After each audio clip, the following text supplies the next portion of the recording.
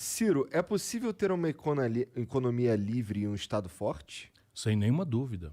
Todas as economias dinâmicas do mundo estão escudadas em estados fortes. Essa contradição é falsa. Veja, existiria a potência americana, militar, tecnológica, financeira, tem um padrão mundial de trocas, que é o dólar, sem o Estado norte-americano? Mergulhe nisso profundamente. Você sei que no New Deal foi Keynes. O que é o New Deal? O New Deal é o seguinte: a depressão de 29, como é óbvio da teoria capitalista, o capitalismo é cíclico, ele entra ciclicamente de forma sistêmica em crise. Porque tem momentos de expansão, a superoferta, e momentos de contração.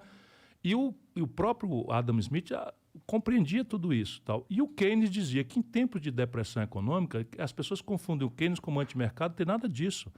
Né? O Keynes, que é a base do desenvolvimentismo brasileiro e que é a base do Biden, que esse Boboca não entendeu nada, basta ler meu livro.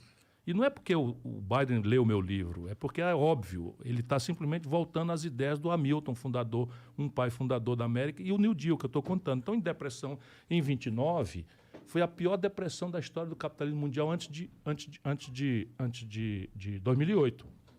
E o que é que aconteceu?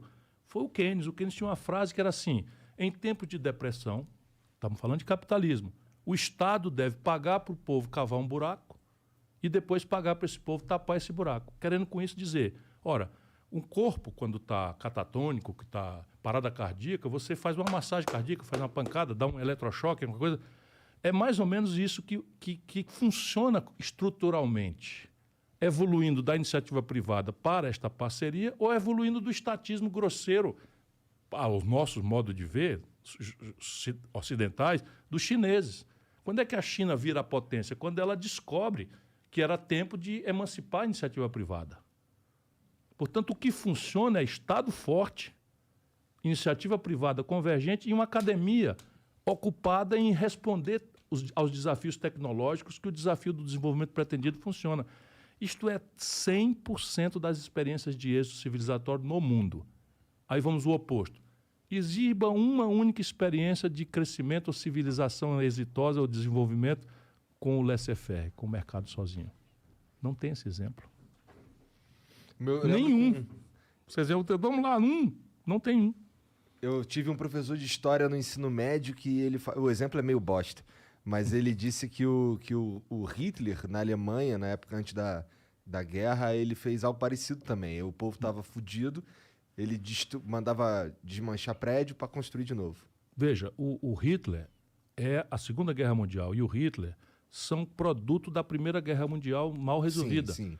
Então, o Tratado de Versalhes, que pôs fim à Primeira Guerra Mundial, submeteu os alemães a um preço impagável. A indenização de guerra, a proibição de fazer e tal. E aquilo gerou uma crise econômica com características monstruosas, que é o que eu temo no Brasil. Né? Temos no Brasil uma característica monstruosa, hiperinflação. Você tem cenas de pessoas com carrinho de mão levando o marco alemão para comprar um pão. Hiperinflação, porque não existia indexação, só o brasileiro fez isso e tal. E surge o Hitler.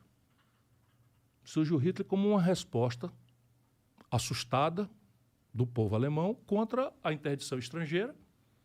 E o Hitler mistificou, como o Bolsonaro, de forma ridícula, faz também, mistificando grupos tipo judeus, não sei o que e tal, que são a comunidade LGBTQI, são os negros, são os estrangeiros e tal, e vai inventando inimigos externos e arrumou a economia, fazendo, né, um Estado muito forte. E fazendo isso para empregar as pessoas, e faz isso desacatando o Tratado de Versalhes completamente e construindo um aparato de guerra de alta sofisticação tecnológica que mudou a humanidade numa convulsão que matou quase 50 milhões de pessoas.